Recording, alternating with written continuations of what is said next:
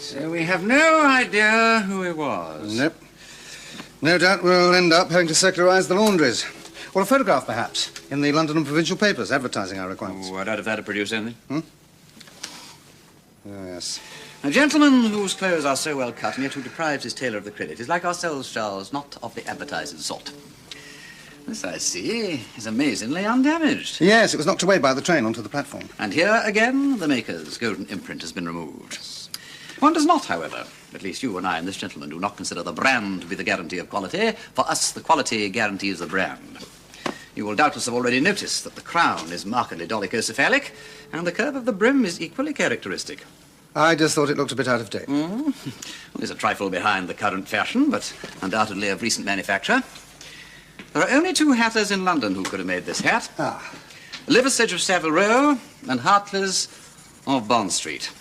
Send one of your sleuths to each of those establishments and ask for the name of the customer with the elongated head who has a fancy for that type of brim. Thanks. I rather thought you might be able to put your finger on either the tailor or the hatter. And while you're tracing the owner of the silk hat, I think I shall have a chat with Mr. Tallboy's stockbroker. Tallboy? Is that the chap that leaves bundles of treasury notes lying around all over the place? That's the laddie. Well, I'm surprised he's got anything left to stock broke. Which is one very good reason why I want to talk to him. And he is a Mr. T. Smith of 127 Old Broad Street.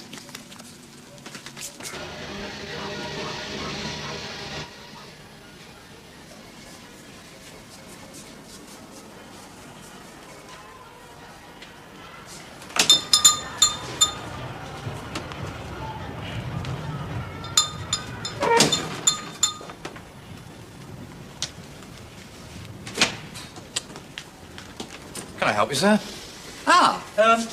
This is 127 Old Broad Street. That's right, sir. Oh, well, I'd like to speak to Mr. Smith, if I may. Mr. Smith doesn't live here. Well, perhaps you'll be kind enough to let me leave a note for him. Really, if I've said it once, I've said it 500 times. There is no Mr. Smith here and never was to my knowledge.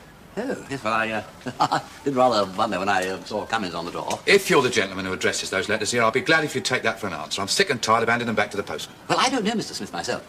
No, you see, I was asked by a friend of mine if I'd leave a message for him. This isn't an accommodation address by any chance. I've already said it isn't, and you can tell your friend that. It's no good sending letters here, none whatever. People seem to think I've got nothing better to do than hand out letters to postmen. Oh, I'm sure you have. If I wasn't a conscientious man, I'd burn a lot of them. That's what I'd do. I'd burn them. And I will if it goes on any longer. You can tell your friend that from me. Oh, well, I'm very sorry. There just seems to have been some mistake. A mistake? I don't believe it's a mistake at all. It's a stupid practical joke, that's what it is. Oh, well, if it is, I'm the victim of it. I shall speak to my friend. You tell your friend to come here himself. I'll soon know what to say to him. Oh, what a jolly good idea. Then you can tell him off what. Well, I'm uncommonly grateful to you for your help. If your friend should turn up, what name will you give? Milligan. Mr. Milligan. Milligan? Mean anything to you? Should it? Well, he told me to come and see you for a spot of the doings, if you know what I mean. I don't know what you're talking about. I've never heard of this Major Milligan, and I don't want to. I think you'd better go now. Yes, of course. Well, good day to you. Incidentally, you're absolutely right. No, my mistake. He is a major.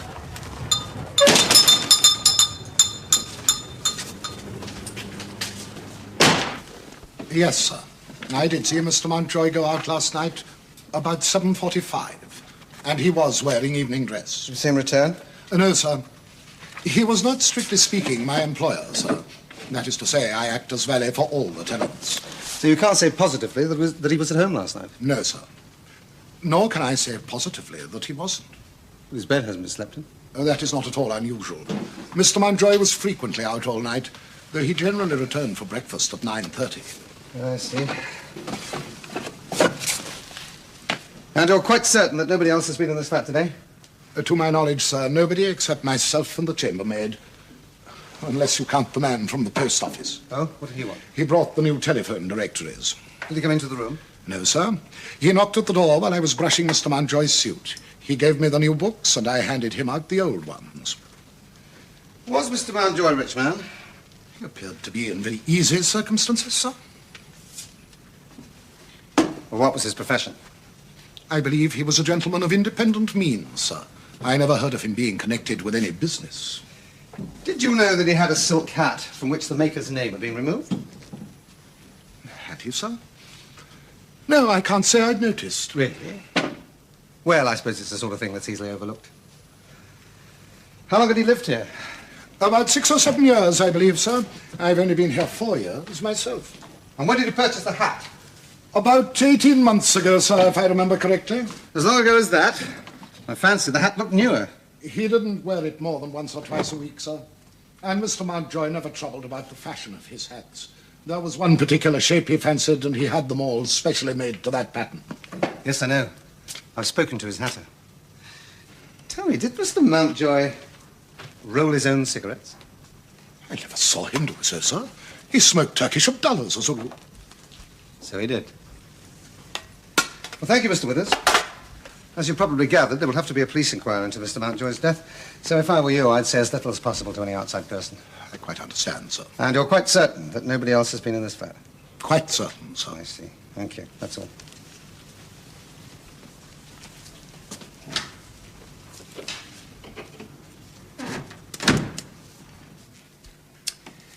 Strange, very strange. Have you inquired into Mountjoy's income? Yes, he had a regular investment income of about £1,000 a year, but no irregularities.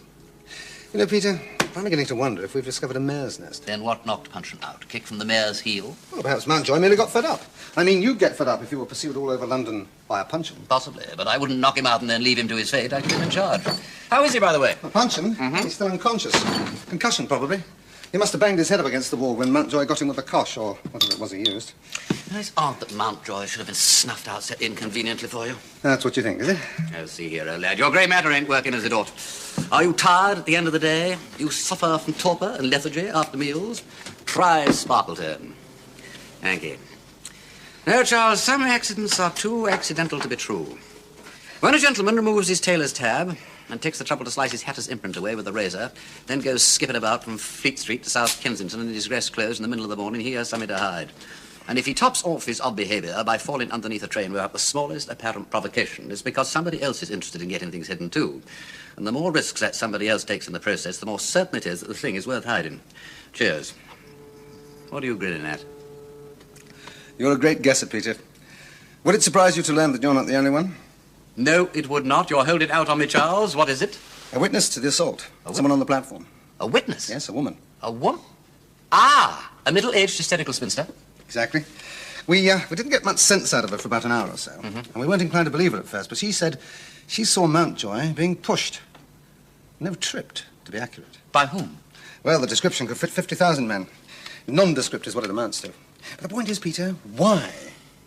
Why did Mountjoy have to be suppressed? Wait a moment, Charles. He must have been going to fetch the dope when friend Puncheon butted in. He obviously collects the stuff himself in bulk, then he parcels it out into smaller packets before he hands it on to Milligan. Then why have none of the gang tried to get into the flat to remove the evidence? This chap, Cummings, you say he knew Milligan's name? Well, he certainly did. And Tallboy's mixed up in it somewhere, too. I inquired at the returned letter office, and they told me that a letter from Mr. Smith was delivered and returned to them regularly every week. It never carried the sender's name, and when opened it was either empty or contained just a blank sheet of paper. I must say the post office Johnnies were uncommonly helpful when I mentioned your name. It's one thing being the post office? Charles, what imbeciles we have been, of course! Where do all good telephone directories go when they die? Telephone directories? The pulping mills, probably. Peter, what... Charles, they did remove something from that flat, and that something was where Mountjoy kept his secrets. You mean in the telephone directory? Precisely, Charles. Telephone directories in the plural. And since when, old Parker Bird, has the post office taken to exchanging both telephone directories, the A to K and the L to Z, at one and the same time?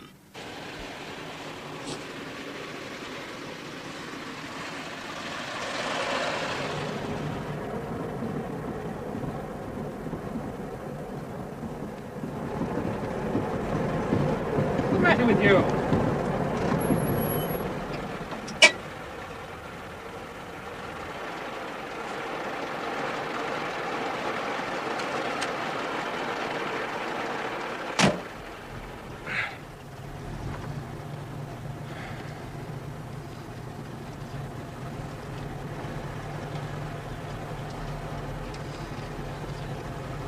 I don't like being summoned to meet anyone. I think in future... I had a visit today from a friend of yours. Who? Well, that's for you to tell me. He said you'd sent him. I didn't. I hope you haven't been trying anything foolish, Major Milligan. I did warn you. I give you my solemn word. Well, I wouldn't know where to send anyone. I don't even know who you are.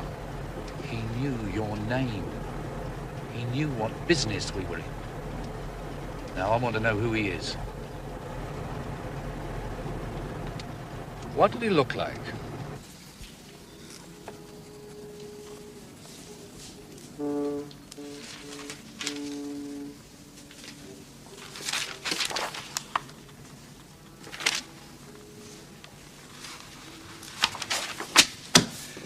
It'll be midnight before we get through this lot. My dear Charles, you should thank Providence for post office efficiency. If the last official exchange of the L to Z volume hadn't been executed a fortnight ago, our masquerading friends would have lifted the old one from underneath our noses and we'd have had no chance whatsoever of catching up with it. Do you seriously think Mountjoy marked his directories in some way or another? I seriously hope he did, Charles. 9 out of 10 people mark their directories, Peter. Count your blessings, old lad. We're lucky that this lot hasn't been pulped already. Temper, temper, temper.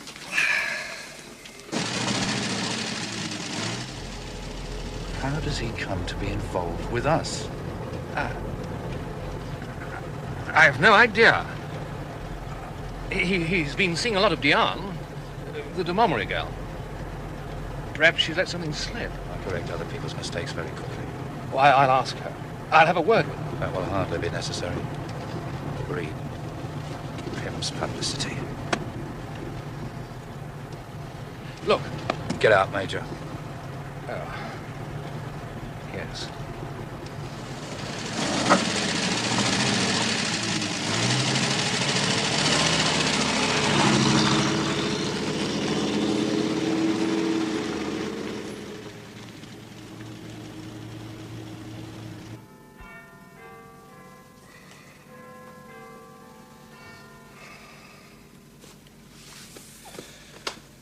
You know, Peter, I'm beginning to wonder if we're on the right track here.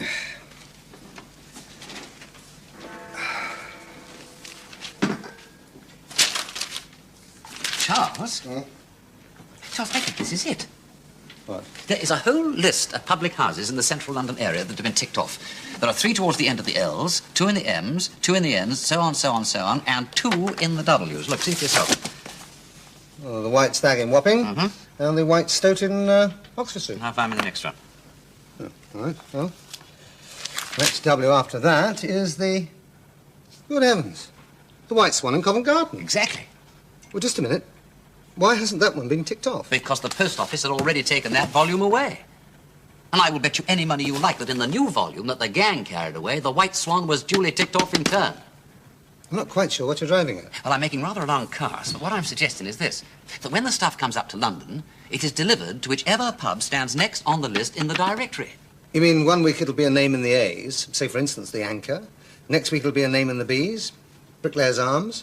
The following week in the C's, and so on through to XYZ. And the people that have to call for their dope wander into the pub indicated where it is passed to them by the head distributor or his agent. Good Lord.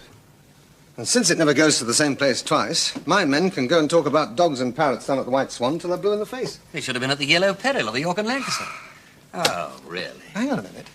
Now, if you're right, and this was a W week, then the next week must be an X week. Well, that's not very likely. Yeah. All right, we'll say Y week. There we are. Now, the next pub after the last one ticked. Yelverton Arms in Soho. Yes, but wait a moment, old lad.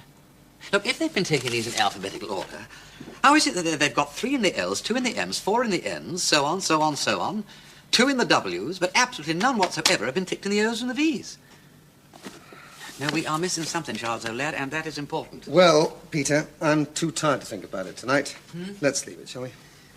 Oh, well, maybe you're right. And if I can't be of any more help to you, I think I'll toddle off home to bed.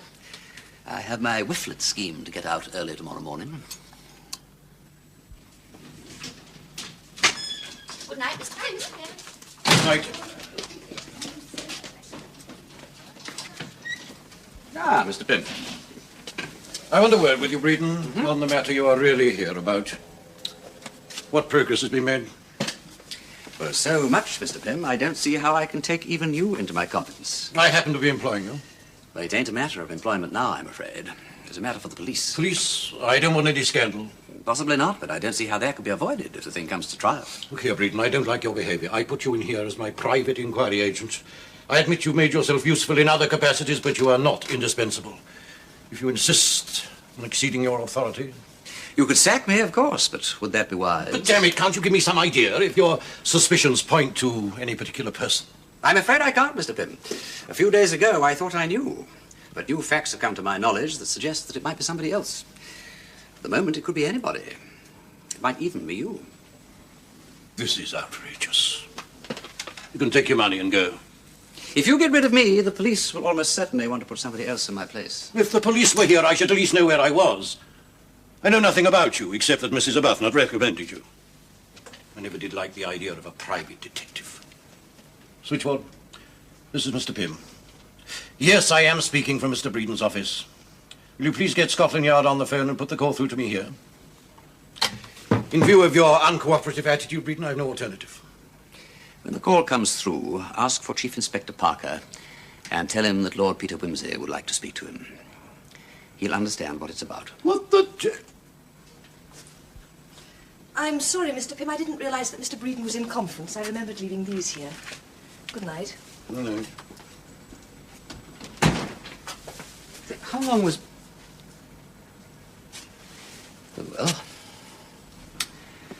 talking of cigarettes, would you care for one while you're waiting?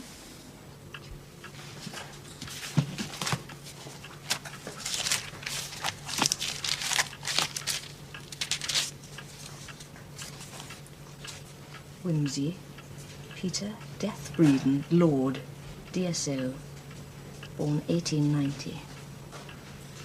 Thank you. Yes, I see. Thank you. Why didn't you tell me? Hello, Charles. I gather you've established my credit. Most grateful, old lad. Well, I suppose he's entitled to know what's going on. But I wouldn't tell him everything if I were you, Peter. Anyway, I'll leave that to your discretion. Oh, by the way, young Punchin's recovered consciousness. Yes. Yes, it seems that Mountjoy must have realized he was being followed. Well, yes, he made a phone call from Piccadilly. Also, it would seem that it was not Mountjoy that attacked Punchin. No, it was another chap. A man in a checkered cloth cap.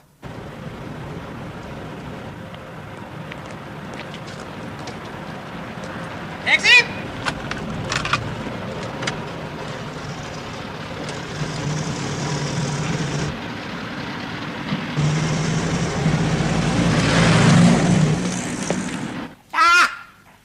It's finished!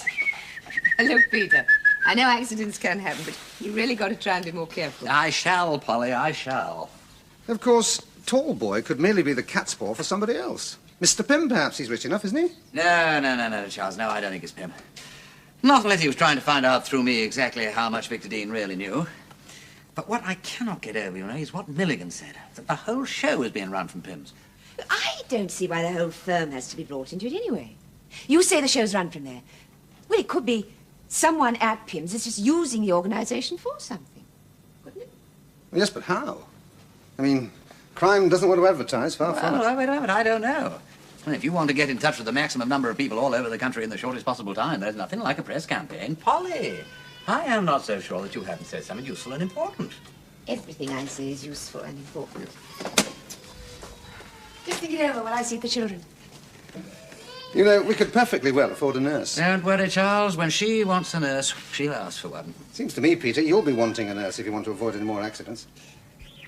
It wasn't an accident, Charles.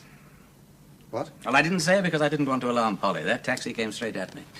The driver was a repellent-looking individual in a checkered cloth cap. The devil, I'll get onto that straight away. No. Don't. You'll only give the game away. Once you've made your arrest and the gang's been rounded up, our repellent individual will be harmless.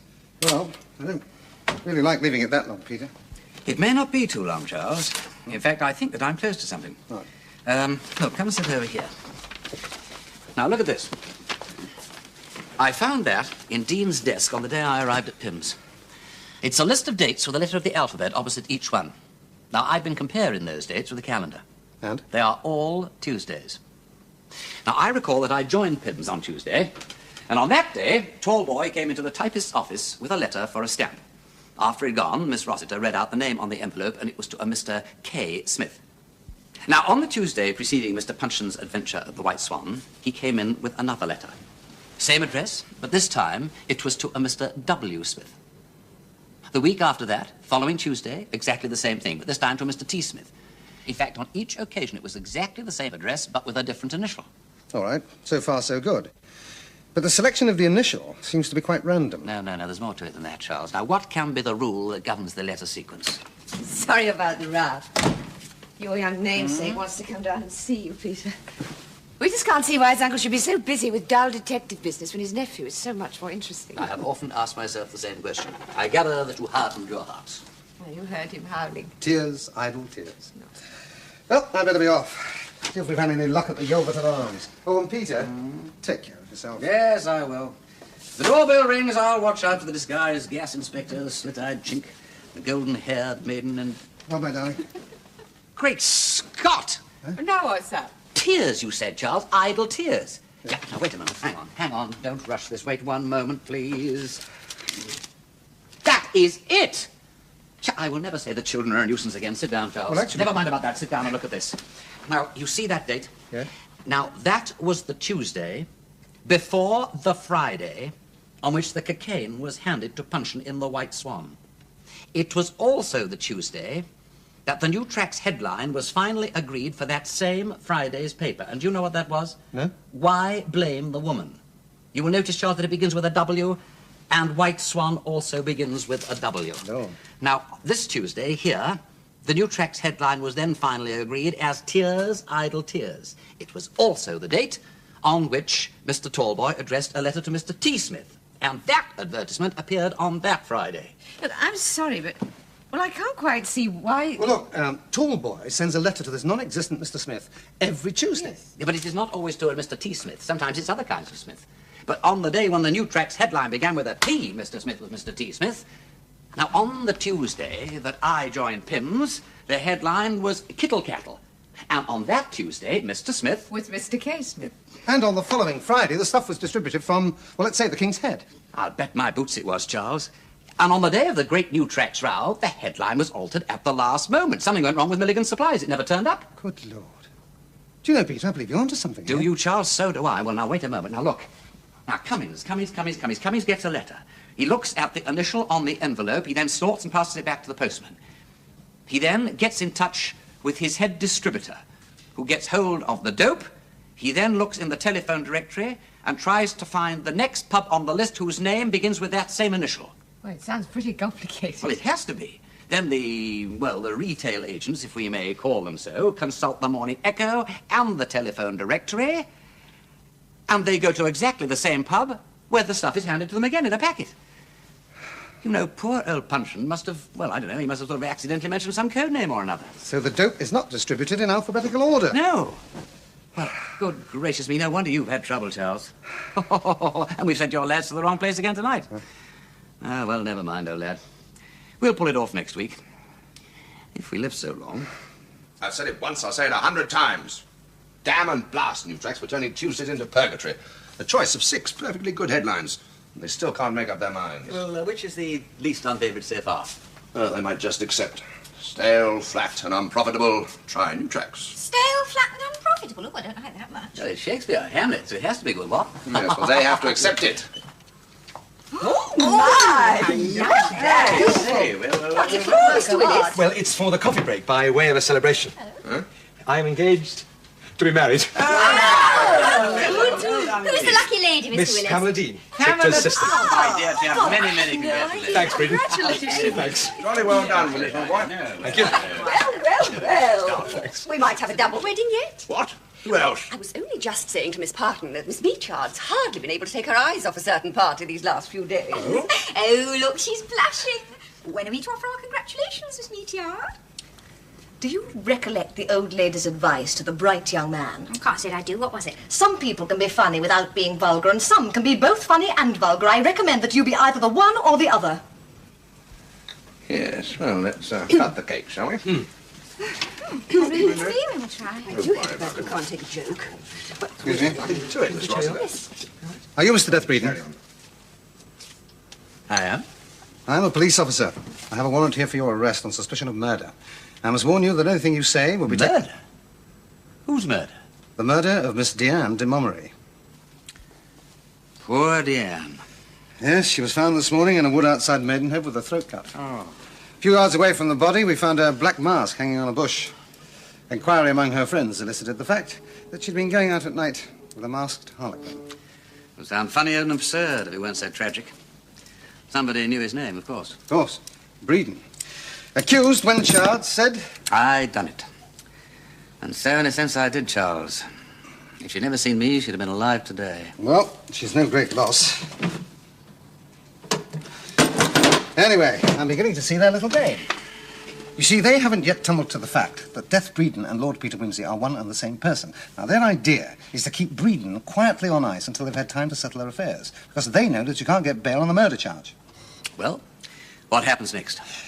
Well, my idea is that we take immediate steps to confirm that Mr. Death Breeden and Lord Peter Wimsey are not one person, but two.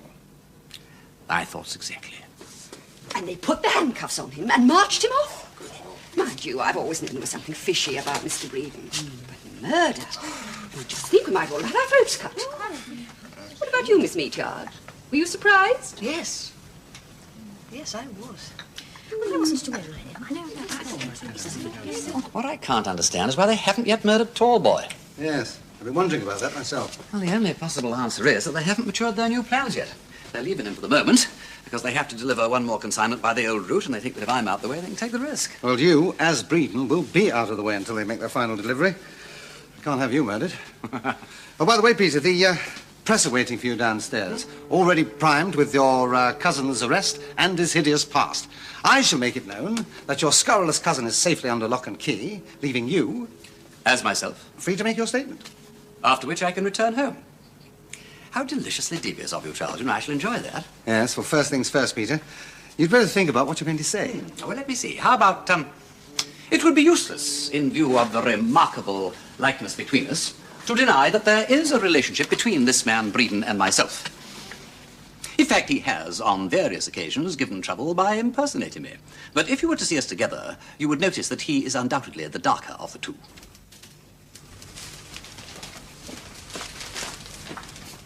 Can't help feeling sorry for that nice cousin of his, arranging Mr. Breeden's defence and everything after all the trouble he's caused. Ooh, and listen to this. Breeden had recently taken a post in a well-known commercial firm and was supposed to have turned over a new leaf. That's us. My. No wonder Mr. Pym's phoned in to say he's not well.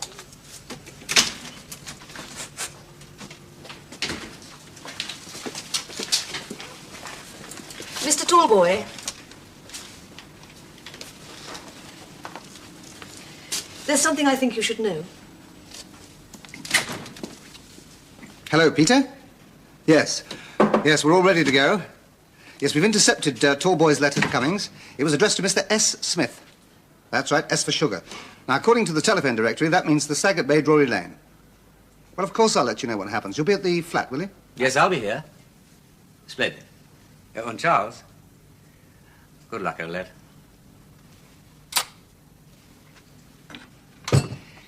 I'm sorry about that. Won't you sit down? I've come, Lord Peter. Breeden. For God's sake, which one are you?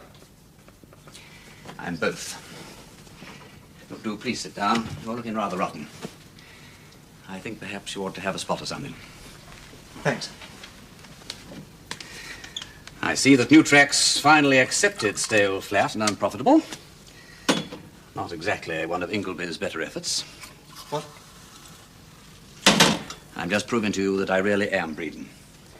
Now get that straight down you, and then tell me why you're here.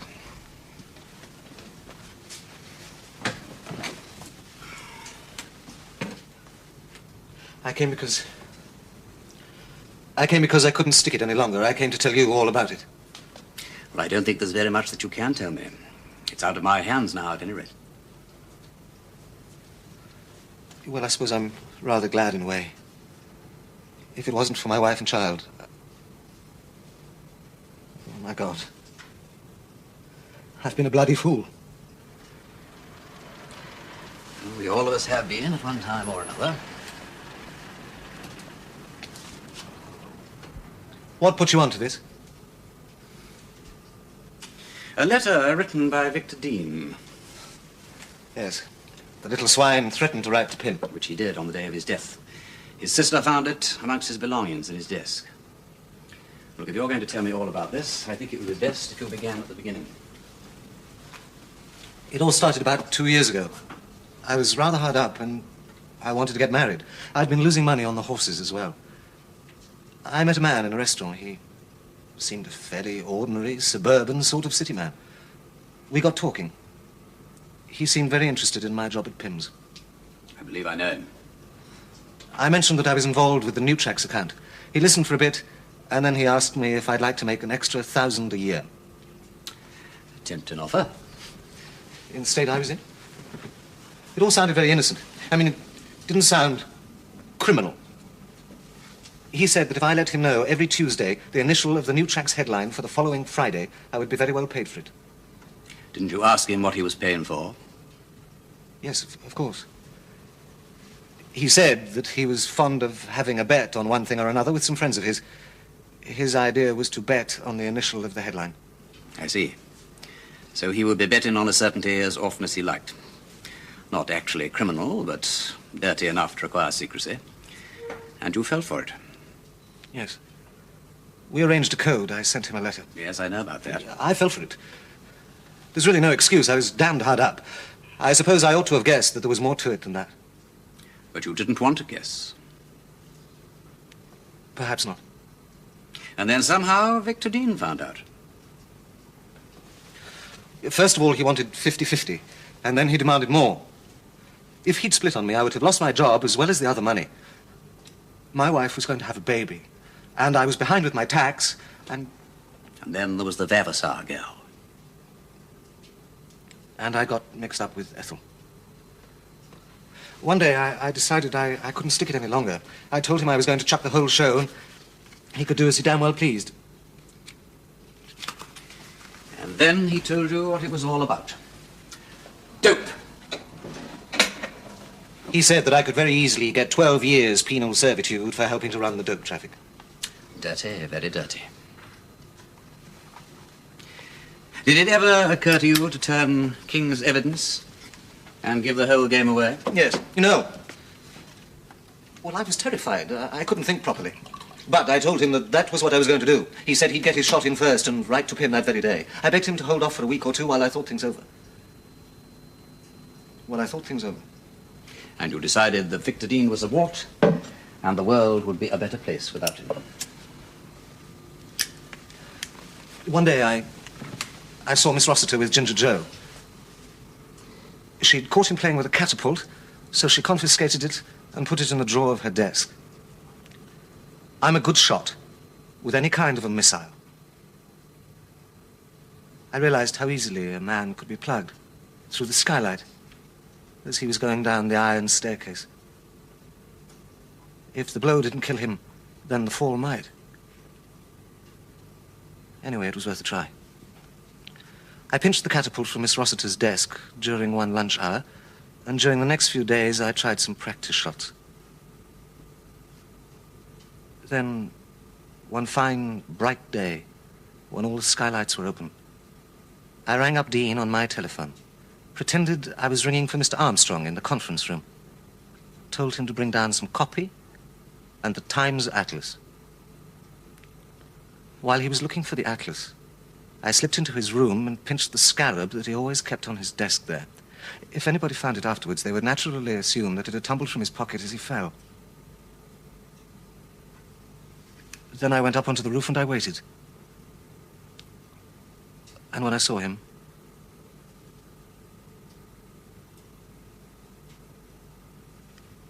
I stayed on the roof until all the fuss had died away, and then I came quietly down the stairs. They asked me for a shilling for the little swine's wreath.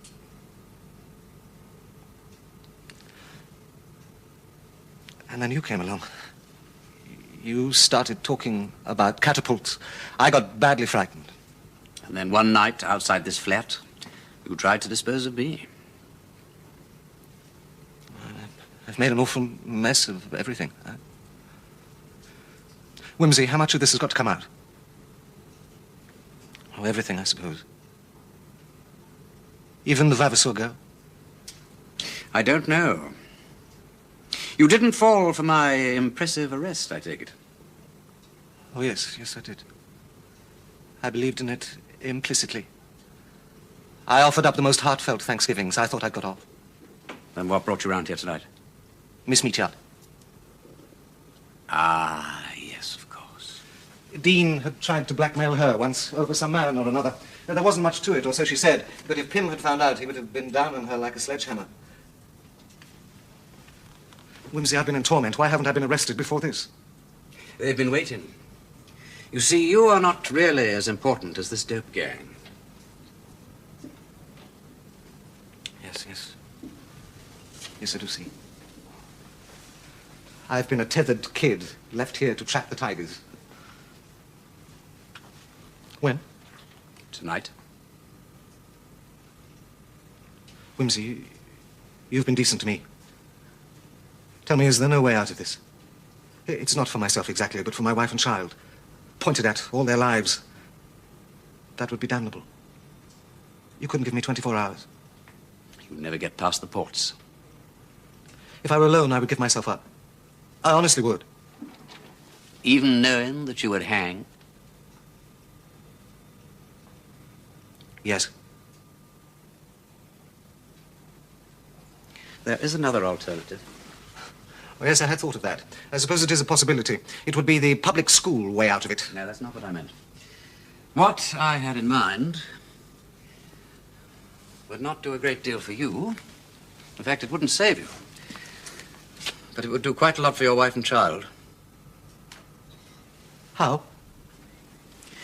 They never need know anything about all this.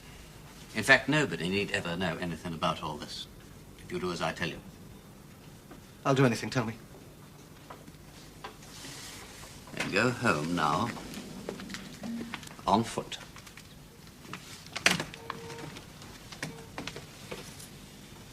And don't look behind you. Yes. Yes, I think I understand. Quickly, then. Thank you. Good night.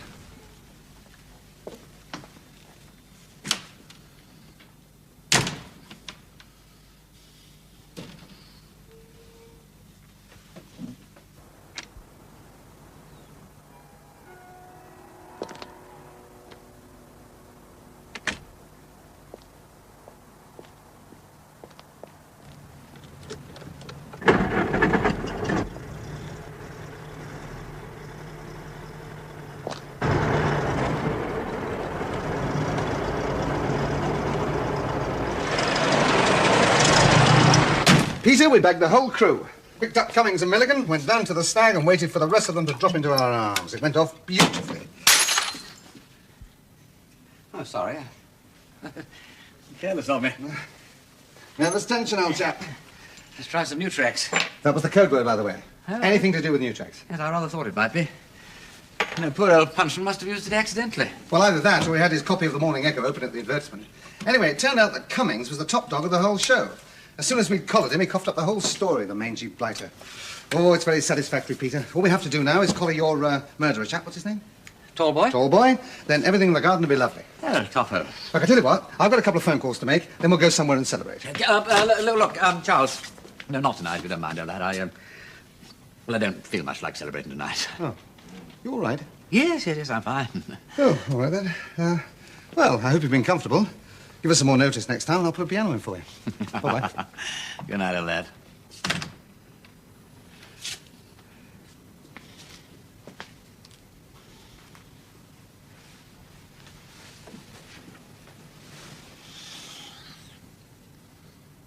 Oh, they're beautiful. Oh, they're lovely. Thank you, Mr. Breeden. Oh, I mean, my lord. Well, who'd have thought we were nursing a cuckoo in the nest? Well, it's been a pleasure, old chap. Must say, I thought you were turning into a decent sort of a copywriter. Oh, kind of you to say so. Well, I just dropped in to see if I'd left anything lying around, and, well, I suppose I've had to pop off now. Goodbye, ladies. Goodbye, my lord. Miss Bowden. Goodbye. Goodbye, Willis. Goodbye, Lord Peter. Remember me to Pamela. Yes, I will. Goodbye, Ingleby. Ciao. And thanks for all your help. Oh, yes, and, give this to Ginger Joe with my compliments, will you? Oh. I always said he was a gentleman.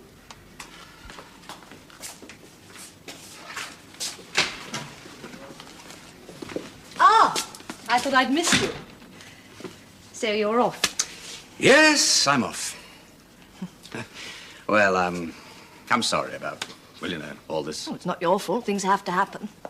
You're the sort that pushes around and makes them happen. I prefer to leave them alone. You have to have both kinds. Well, perhaps your way is wiser and more charitable. No, it isn't. I just shirk responsibility, that's all. Well, maybe not always. We were taking a collection on the day you arrived. I'm taking one on the day you're leaving. Care to make a contribution? Oh, of course. Yes. Yes, I'd almost forgotten. Young Willis's engagement present. No, Mr. Tallboy's wreath. Oh, yes. Yes, I read about the accident.